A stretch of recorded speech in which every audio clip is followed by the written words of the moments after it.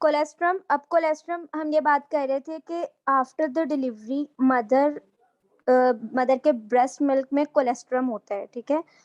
ये एक थिक, अगर आप पिक्चर में देखेंगे ये थिक कंसिस्टेंसी होती है, ये फ़ौरन ही वैसे तो ये during the first few days after delivery before milk rich in protective, अब ये एक रिच प्रोटेक्टिव फैक्टर भी है और ये रिलीज़ होता है मदर की ब्रेस्ट से, जो कि फ़ौरन ही हमें बेबी को जो है, अगर आप देखें, अगर आपने सी सेक्शन देखा हो तो उसमें जैसे ही बर्थ होती है ना, तो फ़ौरन से बेबी को जो है वो मदर के बिल्कुल साथ जो है उसको लगा देते हैं। तो उससे जो उसके ब्रेस्ट से जो एक सिक्रीशन होती है उसको हम बोलते हैं कोलेस्ट्रम। ये एक थिक कंसिस्टेंसी होती है, उसको फ़ौरन ये देना होता है और ये इतना ज़्यादा प्रोटेक्टिव होता है, इतना ज़्यादा इसमें इतने ज़्यादा इसमें ऐसे विटामिन्स और मिनरल्स होते हैं जो कि बेबी के लिए बहुत ज़्यादा इम्पोर्टेंट होते हैं। तो फ़ौरन ही जैसे ही उसकी बर्थ होती है, फ़ौरन ही उसकी मदर की जो ब्रेस्ट है उससे रिलीज़ होता है, जो कि हमें इंस्टेंट जो है ये बेबी को देना होता है। उसके अलावा है allergy and disease protection. In addition to protection against infectious breast milk में offer protection against the development of allergy. अब लेटर ऑन इससे क्या होता है कि ये एक इम्यूनोलॉजिकल प्रोटेक्शन भी करता है। इससे क्या होता है लेटर ऑन, जैसे मैंने आपको पहले भी बताया, अस्थमा जैसी प्रॉब्लम, कोई भी ऐसी एलर्जी, कोई भी ऐसा इन्फेक्शन वो उस बेबी को जो है वो लेटर ऑन नहीं हो पाता, क्योंकि इसके अंदर नेचुरली इतने ज़्यादा विटामिन्स एंड मिनरल्स होते हैं जो कि प्रोटेक्ट करते हैं। कंपेयर विथ फार्मूला, जबकि फार्मूला अगर आप उसको जैसे ही उसकी बर्थ हो रही है, अगर फ़ौरन से आप उसको फार्मूला, कुछ ऐसे हॉस्पिटल्स हैं जिनके अंदर ये भी देखा गया जैसे ही बेबी की बर्थ होती है तो फ़ौरन से, जिनको इतनी ज़्यादा अवेयरनेस नहीं है वो क्या करते हैं, फ़ौरन से जी दूध बनाया और फ़ौरन से उसको दे दिया। तो उसके अंदर ये उसमें क्या होता है, उसमें उसको बाकी न्यूट्रिएंट्स तो मिल रहे हैं लेकिन उसको इम्यूनोलॉजिकल प्रोटेक्शन नहीं मिल पा रही, जो कि लेटर ऑन मेबी उसको किसी एनवायरमेंटल फैक्टर की वजह से या सो मेनी अदर ऐसे इश्यूज हो सकते हैं उसको लेटर ऑन, जिसकी वजह से उसको कोई भी ऐसी एलर्जी रिएक्शन हो सकता है। तो वो हम ये नहीं कह सकते कि इन्फेंट को अगर हम फॉर्मूला मिल्क दे रहे हैं तो ये उसके लिए बहुत ज़्यादा ही बेनिफिशियल है as compare to the colostrum जो कि सिक्रीट हो रहा है आफ्टर द डिलीवरी मदर की ब्रेस्ट से। Next, Potential benefits: breastfeeding may offer some protection against excessive weight gain later। अब ये क्या होता है कि कुछ लोगों को जेनेटिकली वेट गेनिंग का प्रॉब्लम आ जाता है और कुछ लोगों को क्या होता है कि लेटर ऑन इन्वायरमेंटल की वजह से इफेक्ट आ जाता है वेट गेन का। कुछ ऐसे बच्चे होते हैं जो बड़े होके जो है बचपन में कुछ पतले होते हैं, बड़े होके जो है वो अपना वेट गेन कर लेते हैं। तो ये भी एक फैक्टर होता है कि वो इस चीज को भी प्रोटेक्ट करता है और एक्सेसिव वेट गेन से जो है वो रोकता है। ब्रेस्ट मिल्क, उसके बाद है breast milk bank, a service that collects, screens, process and distributes donated human milk. अब वो बच्चे जो कि अपनी मदर का ब्रेस्ट मिल्क कंज्यूम नहीं कर सकते और उनकी मदर को कोई भी ऐसा प्रॉब्लम है, किसी भी तरीके का कोई भी ऐसा प्रॉब्लम है जिसकी वजह से वो जैसे फॉर एग्जांपल ऐसा भी हो जाता है कि आफ्टर द डिलीवरी उसको खुदा ना खास्ता उसको कैंसर का प्रॉब्लम है, ब्रेस्ट कैंसर है, तो वो उसको वो नहीं करवाएगी, क्योंकि फिर अगर वो ब्रेस्ट फीड करवाती है अपने बेबी को करवाती है तो उसके अंदर भी चांसेस होते हैं कि उसके अंदर भी ये सारी कैंसर की प्रॉपर्टीज जो हैं वो अपीयर होना स्टार्ट हो जाएँ। तो उन्होंने उस चीज़ को आसान करने के लिए क्या किया है कि जो ऐसी मदर जो कि अपना ब्रेस्ट मिल्क जो है वो डोनेट कर सकती हैं, उनका वो क्या कर लेते हैं, उनका जो मिल्क होता है, वो कलेक्ट कर लेते हैं और उसके बाद उसकी प्रोसेसिंग होती है और सारा कुछ ये सारा पीछे बैक पर प्रोसेस होता है और उसके बाद वो बच्चे जो कि अपनी माँ का दूध नहीं पी सकते, उनको फिर इस तरह से स्टोरेज फॉर्म में ये बैंक्स होते हैं, जिनको परचेज़ करना पड़ता है और फिर इस तरह से उनको जो है वो दूध सप्लाई किया जाता है। लेकिन ये जो है ना ज़्यादातर इसकी अवेयरनेस बाहर की कंट्रीज़ में ज़्यादा है क्योंकि वो लोग ज़्यादा कॉन्शियस होते हैं as compare to the Pakistan. यहाँ पे क्या अगर मदर को थोड़ा-सा मसला आ गया तो ठीक है, वो कहते हैं काऊ मिल्क पे लगा दो, ठीक है, अगर ये नहीं तो उसको जो इन्फेंट फॉर्मूला मिल्क पे लगा दो, इस तरह से होता है। लेकिन जो बाहर की कंट्रीज़ है उसके उसमें क्या होता है कि वो बहुत ज़्यादा कॉन्शियस होते हैं ये इन्फेंट को लेकर, तो वो इस चीज़ को हाई रिस्क पे नहीं जाने देते क्योंकि हमने पढ़ा कि इसकी इतने ज़्यादा बेनिफिट्स है कि लेटर ऑन भी इसका काफ़ी ज़्यादा अच्छा इम्पैक्ट होता है बेबी की हेल्थ पे। यही नहीं कि वो सिर्फ ग्रोथ करे तो उसकी तभी होगा, ये लेटर ऑन भी इसका काफ़ी अच्छा रोल है ब्रेस्ट फीडिंग का। नेक्स्ट, एक छोटा सा क्विज है, इसमें क्वेश्चन है, does breast milk better than formula milk? क्या आपके ख्याल में जो ब्रेस्ट मिल्क है वो बेटर है फार्मूला मिल्क से? एनीवन? यस। कोई बता सकता है कैसे?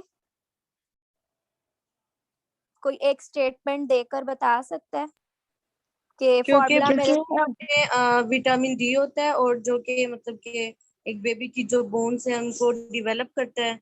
और जो हम्म फार्मूला मिल्क है, पहले मतलब 6 मंथ्स जो है ना, हम उनको ब्रेस्ट मिल्क दे सकते हैं, क्योंकि जो बेबी के अंदर जो इन्फेक्शन हो सकते हैं वो तो उससे प्रिवेंट रहेगा। मतलब जिस तरह एंटीजन एंटीबॉडीज उसके अगेंस्ट प्रोवाइड करेगा, उससे अगर उससे कोई डिजीज हो सकती है। तो अगर वो इन्फेंट फॉर्मूला देगा तो 6 मंथ्स के बाद, तो जिस तरह सेमी लिक्विड फॉर्म में उसको देना चाहिए। तो अगर मतलब फार्मूला मिल्क उसे 6 मंथ्स में देंगे तो उसे फिर और डिजीज स्टार्ट हो जाएंगी।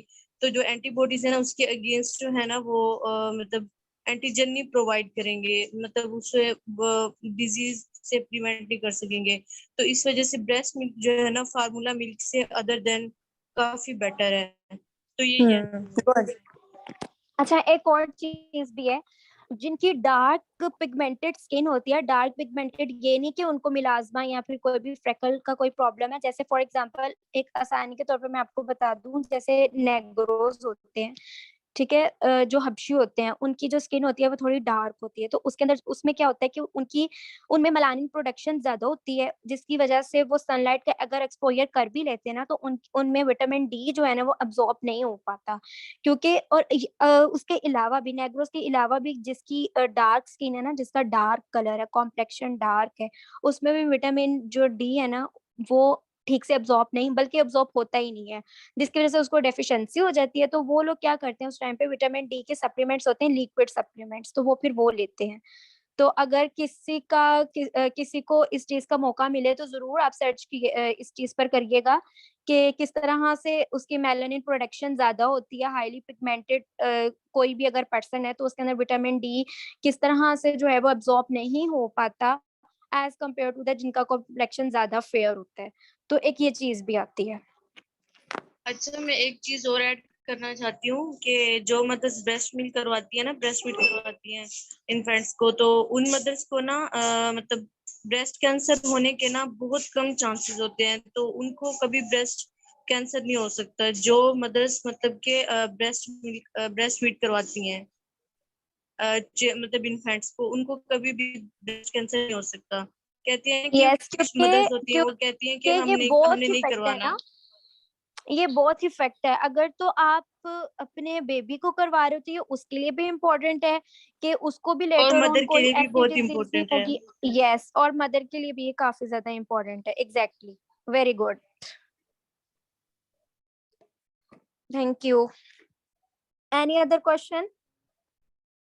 जज़ाकल्लाह, thank you so much ma'am, it was very informative webinar. एक क्वेश्चन है कि जैसे ब्लड बैंक से हम ब्लड परचेज करते हैं, तो हमें जी जो है वो उसकी श्योरिटी होती है कि वो इन्फेक्टेड नहीं होगा।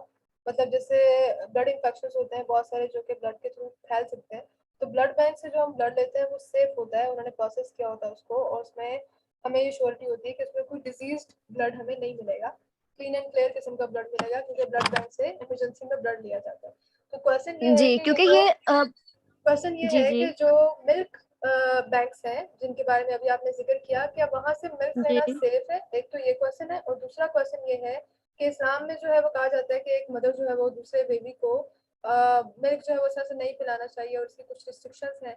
तो क्या वो फिर उस सीन का क्या बनता है यहाँ? अच्छा, इसमें ये है कि देखिए 90% जो लोग हैं ना उनकी मिथ्स होती हैं, ठीक है।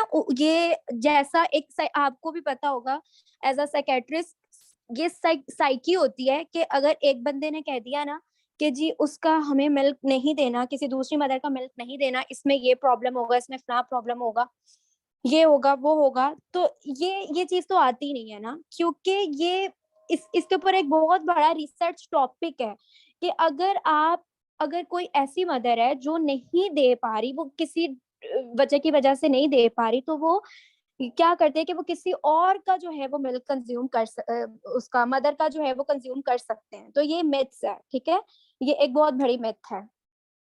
उसके अलावा सेकंड क्वेश्चन आपने पूछा कि वो सेफ होगा, यस एग्जैक्टली वो सेफ होगा, क्योंकि देखिए ये बहुत बड़ी बड़ी इंडस्ट्रीज में ना और लैब्स में इनके ऊपर वर्क होता है, इनके ऊपर प्रॉपर इनके ऊपर प्रोपेगेंडा होता है बिहाइंड द इंडस्ट्री। किया जाता है कि ये लेबोरेटरी में इसको लेकर जाकर इसको इसकी हाइजीन देखी जाती है, ये देखा जाता है कि ये किसी ऐसी मदर का जो वो ले रहे हैं उसको कोई इन्फेक्शन तो नहीं है। ऐसा तो नहीं होता ना कि कोई एक मदर है उसको इन्फेक्शन हो और वो उसका जो है वो उसका वो पैकेट बनाकर उसको सेल कर रहे हैं अपने फायदे के लिए। प्रॉपर इसकी स्टैंप होती है जो लगाई जाती है। अब एक ये डॉक्यूमेंट्री वीडियो भी है, मैं आपके साथ शेयर करूंगी अगर मुझे मौका मिला तो। उसमें देखिएगा कि उसमें प्रॉपर जैसे हमारे पास यहाँ पे कोई फूड पैकेजिंग वाली कोई चीज आती है उसके ऊपर स्टैंप होता है और वो एफडीए जो यहाँ पे है वो एफडीए होता है जो कि अप्रूव करता है, फूड अथॉरिटी जो होती है। इसी तरह से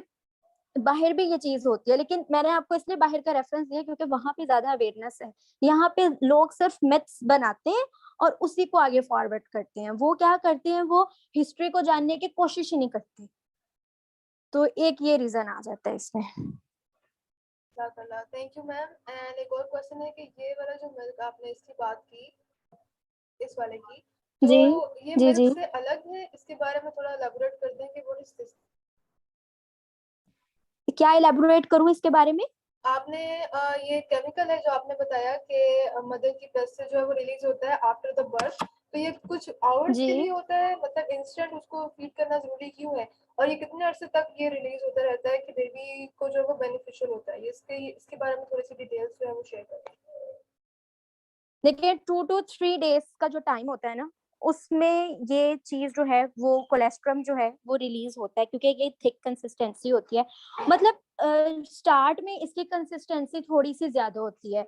इसी तरह अगर जैसे सेकंड डे है उसमें थोड़ी सी कम हो जाएगी, उससे नेक्स्ट है उससे थोड़ी सी कम। मतलब कि ये नहीं कह सकते जैसे फर्स्ट डे पर आफ्टर जो डिलीवरी होती है ना वो फिर आहिस्ता आहिस्ता आहिस्ता वो उसकी कंसिस्टेंसी थोड़ी कम होती जाती है। ठीक है, और ये बेनिफिशियल है क्योंकि इसमें एंटीबॉडीज होती हैं और इसमें सो मैनी अदर फैक्टर्स जो कि बेबी के लिए बहुत ज्यादा इंपॉर्टेंट होते हैं, और ये अल्लाह ताला की तरफ से एक नेचुरल प्रोसेस है। और लेकिन मैंने आपको एक पहले भी बात बताई थी कि जो यहाँ के जो हॉस्पिटल्स है ना वो क्या करते हैं, जो नर्सेज हैं वो क्या करती हैं, वो इस चीज को समझती नहीं है, बल्कि उनको अवेयरनेस देनी चाहिए जो कि इलिटरेट वुमेन्स हैं। वो बजाय अपना ब्रेस्ट मिल्क देने की बजाय वो क्या करती हैं कि जो फॉर्मूला मिल्क पे उनकी वो बस होती है कि बस जल्दी से इनके मुंह में ये डाल दिया जाए, जो कि मुझे नहीं लगता कि ये चीज ज्यादा बेहतर है, बल्कि है ही नहीं बेहतर ना। तो एक मैं वीडियो देख रही थी बाहर की, फॉरेन कंट्री की थी, उसपे क्या था कि जैसे ही बेबी होता है ना फौरन से उसको उसके माँ के गले के साथ लगा दिया जाता है। उससे वो फिर क्या करते हैं, बेशक वो होश में है बेशक होश में नहीं है, लेकिन यहाँ पे क्या होता है, यहाँ पे शोर शराबा ज्यादा होता है और बस कहते हैं कि यहाँ तो बेबी को भी दिखाया नहीं जाता, जो मदर होती है ना उसको तो बिल्कुल भी नहीं दिखाया जाता। पहले होता होगा लेकिन अब तो बिल्कुल भी नहीं होता। तो यहाँ पे एक ये भी रीजन है जिसकी वजह से क्या है उनको पता ही नहीं है कोलेस्ट्रम होता क्या और वो बेबी के लिए कितना बेनिफिशियल है और इसके क्या रोल है। एक ये भी पॉइंट है। Thank you ma'am. एक और क्वेश्चन आया है कि जिन मदर्स को डायबिटीज है ब्रेस्ट फीडिंग से उनके बच्चे को भी इशू होंगे। जिन मदर को डायबिटीज है, आगे क्या आपने बोला? अगर वो ब्रेस्ट फीड करवाती है बेबी को तो क्या उनके बेबी को भी डायबिटीज या ऐसा कोई इशू हो सकता है। अच्छा, इसमें ये होता है कि अगर तो अगर तो वो प्रेग्नेंट है, ठीक है, तब जेनेटिकली कह सकते हैं कि वो बच्चा जो है वो भी डायबिटिक हो सकता है, लेकिन इसका मिल्क से कोई कंसर्न नहीं है। लेकिन इसमें एक चीज ये आ गई कि अगर तो वो वुमेन स्मोकर है या वो अपनी डाइट में ऐसी चीज ले रही है जैसे फॉर एग्जांपल गार्लिक वो ज्यादा ले रही है, तो उसका जो टेस्ट है ना वो आ सकता है बेबी को, जो कि वो रिफ्यूज करेगा कि उसने मिल्क नहीं पीना। ये रिफ्लेक्स एक्शन है जो कि वो कहेगा कि मैंने ये चीज पीनी नहीं है। और कुछ ऐसी स्मोकर्स भी हैं, वुमेन जो है जो कि बहुत ज्यादा स्मोकिंग करती हैं और वो फिर अपने बच्चे को ब्रेस्ट मिल्क करवाती है ना, तो उसको जो स्मोकिंग है ना उसका टेस्ट भी उसकी ब्रेस्ट मिल्क में आता है और वो थ्रू मिल्क बेबी के पास जाता है, जबकि वो फिर उसको रिफ्यूज कर देता है कि मैंने, मतलब कि वो ऐसे साइंस शो करता है कि उसने वो पीना ही नहीं है। तो डायबिटीज का कोई इतना वो नहीं है। हाँ, जेनेटिकली अगर वो प्रेग्नेंट है तब हो सकता है, लेकिन वैसे इसका डायबिटीज से कोई कंसर्न नहीं है। ये एक फ्लेवर वाली मैंने आपको बात अच्छा, बताई जैसे कि फ्लेवर तो वो हो सकता है। जी सॉरी, आपने क्या पूछा है? अच्छा, मैम निम्रा, क्या हाल है आपका? अल्हम्दुलिल्लाह, आप कैसे हैं मैम नाजिया? मैं ठीक हूँ। अच्छा, मैं ये पूछना चाह रही थी कि जैसे अब डायबिटीज में कहते हैं कि शुगर लेवल ज्यादा हो जाता है, जाहिर है, फिर ब्रेस्ट में मिल्क में भी वो ग्लूकोज का तो हो सकता है ना, वो भी उसको ट्रांसफर हो या फिर बच्चे के अंदर जब जाएगा तो उससे क्या नुकसान या कुछ इश्यूज इफेक्ट्स क्या हो सकता है उसके ऊपर? देखें, ग्लूकोज लेवल उसकी अपनी बॉडी का ज्यादा हो रहा है ना, तो वो ब्रेस्ट मिल्क से कैसे ट्रांसमिट करेगा? वो तो उसकी मतलब अपनी बॉडी है का। वो ब्रेस्ट मिल्क जो है वो मदर की बॉडी से ही, तो वो ब्लड स्ट्रीम में देखिए भी ज्यादा शुगर होगा एक ना? चीज, वन थिंग इज दिस, जो शुगर है ना, शुगर का डायबिटिक जो पेशेंट है वो कहते हैं कि चीनी खानी नहीं है, इसको खाओगे तो मीठे से जो है वो शुगर हो जाती है, तो ये एक बहुत बड़ा कॉन्सेप्ट है। ये मीठा वगैरह जो है वो तो एक अलग कॉन्सेप्ट है ही है, लेकिन ग्लूकोज ऐसे कार्बोहाइड्रेट्स, ऐसे फ्रूट्स भी हैं जिनका जिनका ग्लाइसेमिक इंडेक्स ज्यादा, ग्लाइसेमिक इंडेक्स मींस कि उसकी उसकी अंदर ऐसी नेचुरल शुगर होती है, जैसे बनाना है, ठीक है, वो डायबिटीज के पेशेंट को हम पूरा नहीं दे सकते, जो राइप वाला होता है, क्यों नहीं दे सकते? उसके अंदर कार्बोहाइड्रेट्स जो है वो ज्यादा, जो कार्बोहाइड्रेट्स है वो ज्यादा होता है, ग्लूकोज को एकदम से अप करता है, ठीक है। तो ये चीज आ जाती है, हाँ, इसका ये इफेक्ट हो सकता है कि इस तरह से वो उसकी अपनी बॉडी पे इंसुलिन जो है वो एक्ट करेगी। इसमें मिल्क से इसका जी। कोई कंसर्न नहीं है, लेकिन जेनेटिकली ये हो सकता है, जेनेटिकली ये इसका बहुत बड़ा रोल है और ये इफेक्ट भी करेगा बेबी पर, और लेटर ऑन भी उसको डायबिटिक मेलाइटिस हो सकती है। यस, इन शॉर्ट ये कि अगर मदर को डायबिटीज है तो वो जेनेटिकली तो ट्रांसमिट हो सकती है, लेकिन वो मिल्क के जरिए ट्रांसमिट नहीं हो सकती, बिकॉज मिल्क का कोई लेना देना नहीं है उस चीज के साथ, राइट?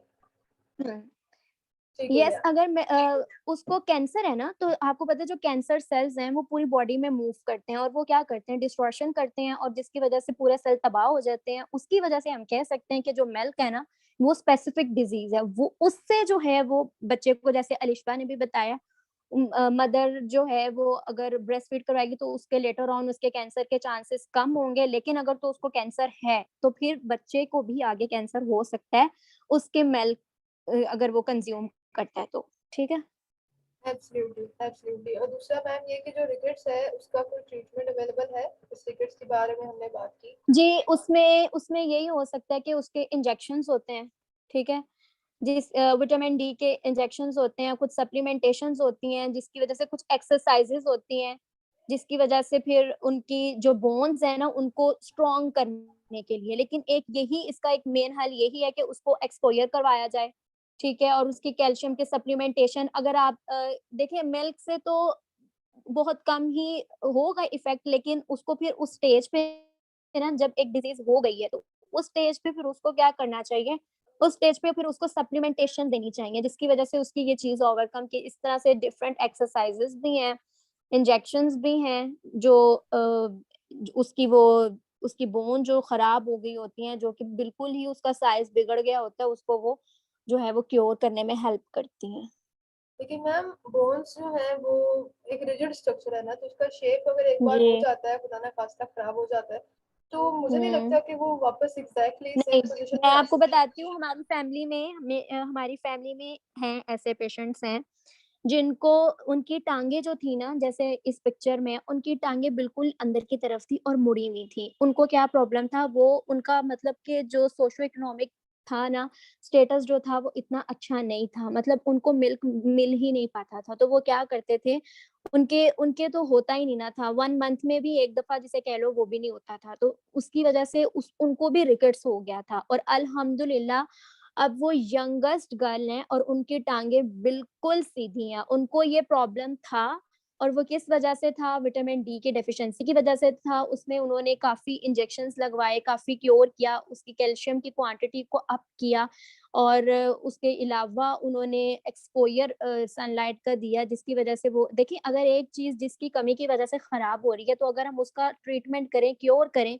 तो अपनी जगह पे ठीक भी तो हो सकती है। फॉर एग्जाम्पल, अगर किसी का एक्सीडेंट हो जाता है तो उसकी बोन जो है उसकी अगर शक्ल बिगड़ जाती है, तो अगर उसको उसकी एक्सरसाइज करवाई जाए या फिर उसको प्रॉपर उसको व्यू में रखा जाए, तो वो भी हमारी जो बोन है, क्योंकि हमारी बोन जो होती है ना, अगर कैल्शियम की कमी हो जाए तो सॉफ्ट होना शुरू हो जाती है, जैसे कहते हैं भुरना शुरू हो जाती है, सॉफ्टनिंग ऑफ द बोन, ये होना शुरू हो जाती है। तो इसमें ये नहीं है कि वो बोन है तो वो नहीं हो सकती, तो ये भी एक फैक्टर आ जाता है इसमें कि वो बिल्कुल अपनी शेप अगर अगर वो बिगाड़ रही है तो वो अपनी शेप को दोबारा से उस शेप में ला सकती है।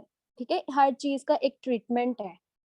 Right exactly. अच्छा, बच्चों में जो है वो रिकेट्स होती है, बड़ों में जो है वो ऑस्टियोपोरोसिस हो सकता है, जो जी जैसे कि मैम ने जी जी। बात की हड्डियां जो है वो भुनना शुरू हो जाती है। इसका इफेक्ट जो है वो आपके टीथ पे भी होता है, आपके दांतों पे भी होता है। अक्सर बच्चे यंग होते हैं, उनके दांत जो है वो भुनना शुरू हो जाते हैं, टूटना शुरू हो जाते हैं, तो दे शुड नो कि उनकी बॉडी में डेफिशिएंसी है किसी ना किसी मिनरल की, स्पेशली विटामिन डी या ऐसा कोई मिनरल, कैल्शियम है जैसे, तो they should consult a doctor. उन्हें डॉक्टर से जरूर बात करनी चाहिए और कभी भी सेल्फ मेडिकेशन नहीं करनी चाहिए। Self medication can be very harmful. तो ये हमारा आज का वेबिनार था। आई होप कि आप सबने एंजॉय किया होगा, कुछ नया सीखा होगा। It was very interesting webinar, बहुत ही यूजफुल भी था, और आजकल की जो मॉडर्न मॉम्स हैं उनके लिए एक बहुत बेहतरीन टॉपिक था, क्योंकि मॉम्स को लगता है कि फैशन की वजह से, या समझ लें कि ब्रेस्ट फीडिंग की वजह से उन्हें ये लगता है कि उनकी बॉडी शेप जो है वो खराब हो जाएगी, तो बच्चे को जो है ब्रेस्ट फीड नहीं अच्छा, मैं करवाते। एक चीज यहाँ पे ऐड करना चाहूंगी कि जैसे आपने बताया कि कुछ मदर्स जो हैं वो ये उनका ये कहना है कि उनके जो ब्रेस्ट का शेप है वो खराब हो जाता है, लेकिन मैं आपको ये बताती चलूँ, यहाँ पे एक मेरा पॉइंट ये भी होगा कि ये जब उसको ब्रेस्ट फीड हम करवा रहे होते हैं ना इन्फेंट को, तब उसका साइज जो है वो थोड़ा बहुत बढ़ जाता है, लेकिन जब हम उसको उसकी ड्यूरेशन को खत्म कर देते हैं ना, तो वो जो उसका साइज है ना वो अपनी साइड पे दोबारा वैसे ही हो जाता है जैसे उसका पहले था। तो ये एक मेन इशू नहीं है, वो कुछ अरसे के लिए होता है कि उनके जो ब्रेस्ट का साइज है ना वो थोड़ा सा इरेगुलर शेप हो जाती है, लेकिन जब वो करवा लेती है ना, जब उनका ड्यूरेशन ये खत्म हो जाता है तो वो दोबारा अपनी ही जगह पे चला जाता है। तो ये कोई इतना बड़ा इशू नहीं है। यस, अक्सर मॉम्स जो है वो इस वजह से ब्रेस्ट फीड नहीं करवाती हैं, फॉर्मूला मिल्क पे या काउ मिल्क पे ले जाती हैं, जस्ट बिकॉज कि उनकी बॉडी शेप जो है वो खराब हो जाएगी, they are very concern about it.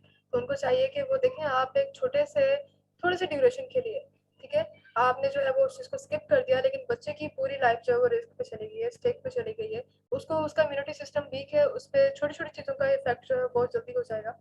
Flu का, किसी भी जर्म्स का, किसी भी बीमारी का, किसी वायरस का, उस पर बहुत जल्दी इफेक्ट होगा। बच्चा बड़ी जल्दी कैप्चर करता है, तो उसका इम्यून सिस्टम इतना जो है वो स्ट्रांग नहीं है। तो आप जो है पूरे बच्चे की जो पूरी लाइफ है उसको आपने रिस्क पे डाल दिया है छोटे से पॉइंट के लिए। तो ये चीज़ बहुत अच्छे से क्लियर कर दी मैम निम्रा ने। It was very informative webinar ma'am, thank you so much for your time.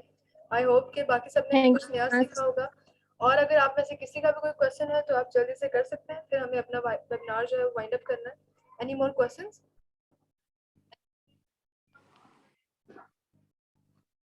Ji ma'am Nimra, I think किसी का कोई क्वेश्चन नहीं है। Thank you so much for your time ma'am. It was great for you too thank have you me. So much.